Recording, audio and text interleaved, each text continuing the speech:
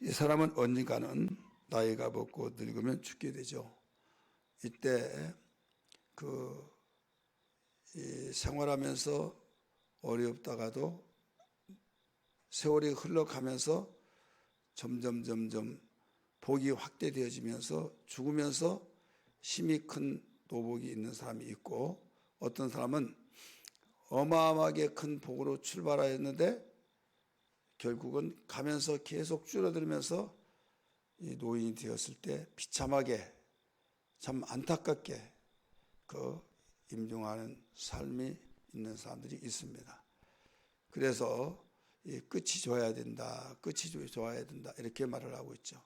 이 성경은 우리 속담에도 고생은 젊어서는 사서라도 해야 된다, 값을 지불해서라도 고생을 해야 된다, 이런 말이 있듯이 성경은 처음보다 나중에 힘이 창대한 이것을 하나님의 뜻으로 가르쳐주고 있어요. 제가 수없이 말씀을 드렸지만은 창세기에서 하나님이 세상을 창조하실 때 그 원리를 잘 보여주고 있죠. 저녁이 되고 아침이 되매 이는 첫째 날이라. 세상의 모든 헬레니즘 속에서 사고력을 가지고 사는 사람들은 아침이 되고 저녁이 되니 이는 첫째 날이라, 이렇게 개념을 생각하고 하루를 규정하고 있습니다. 예수 믿는 사람은 저녁이 되는 것을 시작으로 보고 그 다음에 아침이 된 것을 하루를 마치는 거예요. 그래서 안식일이 해가 넘어가면 바로 안식일이 시작되고 아침에 해가 뜨면 안식일 끝, 이렇게 되어집니다. 하루에 일을 시작할 때 햇빛이 내리쬐을 때 야 좋은 아침 하잖아요. 근데 이제 밤중에 혹은 해가 넘어올 때 오늘 또 무사히 하루를 마쳤다, 이거죠.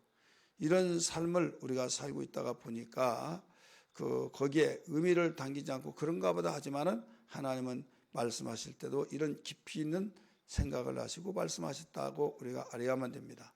예수 믿는 사람, 예수 믿다가 보면 하나님의 뜻대로 살고 하나님께서 원하시는 삶을 살다 보면 우리가 정직하게 살고 또 그 말씀대로 살다 보면 이 어려움을 당할 때가 있어요. 그게 뭐냐면 문화 충돌 속에서, 종교 갈등 속에서, 또 그 민족 속에 그 지역에 예수 믿지 않다 보면 다른 시각적으로 보면 대대로 전통적으로 내려온 문화가 있잖아요.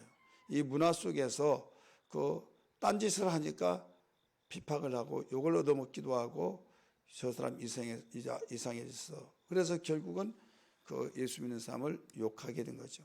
예수님은 이걸 알기 때문에 나를 인하여서 비판을 받고 욕을 얻어먹는 자는 복이 있도다. 이는 하늘에서 상급이 큽니다.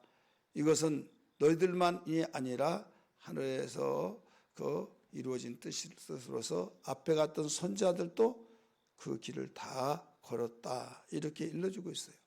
그래서 예수 믿는 사람은 반드시 처음보다 나중에 또 죽을 때까지 가면 갈수록 복이 커야만 된다, 이거죠.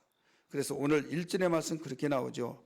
24장 1절에 아브라함이 나이가 많아 늙었고 여호와께서 그에게 범사의 복을 주셨더라. 나이가 많아서 늙었고 여호와께서 범사의 복을 주셨더라. 가면 갈수록 복이 더 확장되고 크죠. 그래서 하나님 복이 확장되고 보존되고 누려서 흘려보내게 도와주옵소서. 제가 그런 기도를 우리 성도들에게 많이 하고 있는 걸 알고 있지 않습니까?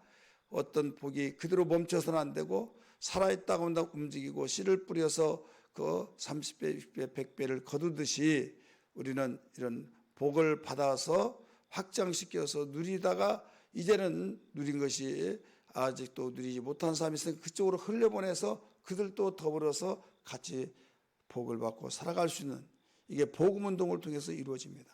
그러므로 오늘 우리는 아브라함이 이런 복을 받았는데 특별히 그 복 중에서 이제는 다른 복은 다 누리면서 여호와께서 복을 주셔서 하면서 하나님께 감사 찬송 영광을 돌리는 삶을 살다가 이제 죽을 날이 다 되어지고 또 이제 아브라함이 늙어서 100세의 아들을 낳았던 리브가는 그 90세의 아들을 낳았죠. 37년 아들과 함께 살다가 죽었지 않습니까? 어제 아침에 봤죠.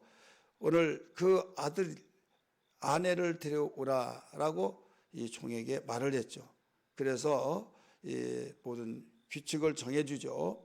그 내 아버지 집에 가서 내가 메소포타미아에서 떠나기 전에 거기에 그 나의 형제가 있다. 그 아버지의 자손이 있다. 이거예요.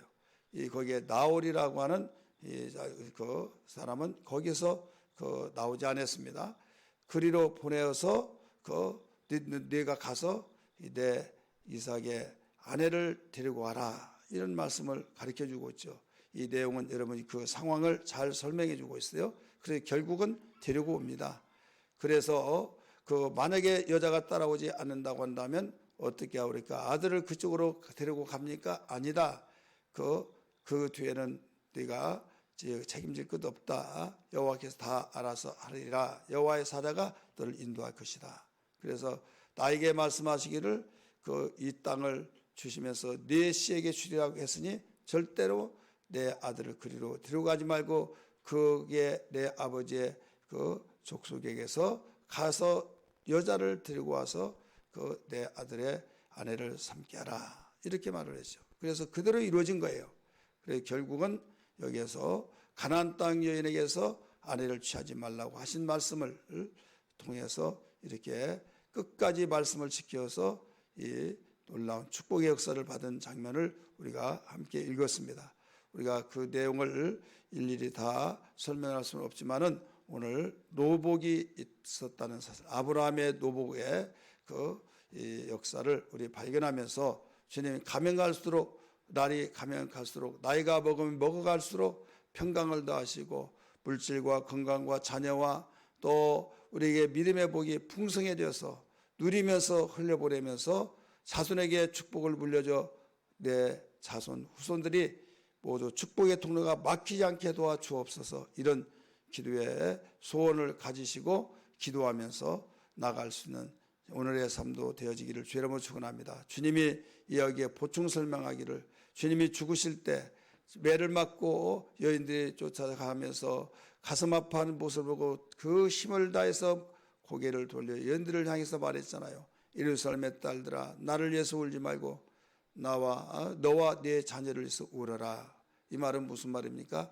세대가 악하고 악하여져서 마음이 흔들리고 생각이 흔들려서 세상에 물들어서 살다 보면 하나님과 관계가 끊겨지고 하나님과 관계가 끊겨지면 축복의 통로가 막혀서 너희는 저주의 삶이 불행의 삶이 들 수밖에 없고 그렇게 살다가 죽어서 또 지옥 간다. 그러니 너는 절대로 나는 아버지의 뜻을 이루기 위해서 가지만은 너희들은 그렇지 않다. 내가 살리기 위해서 내가 이렇게 매도받고 너희가 복을 받기 위해서 내가 저주의 짐을 짊어지기 위해서 가는데 너와 네 자녀들은 잘 살아야 된다. 행복하게 살아야 된다. 복되게 살아야 된다. 그런데 너희들이 네 자신과 네 마음의 생각을 지킬 수 없는 세대의 악한 영향을 받고 살 때가 온다. 그렇기 때문에 너와 네 자녀를 위해서 울어라. 이런 말씀을 하셨어요. 그래서 오늘 우리는 가면 갈수록 세대는 악화해지고 하나님 섬기기는 힘들어질 때 우리는 이를 위해서 기도하면서 준비하면서 가면 갈수록 그런 가운데서도 복을 받고 하나님의 행복을 누리며 하나님의 영광을 돌리면서 아직도 방황하고 있는 그들을 구원시키는 놀라운 역사들이 일어나기를 주의 이름으로 축원합니다. 할렐루야.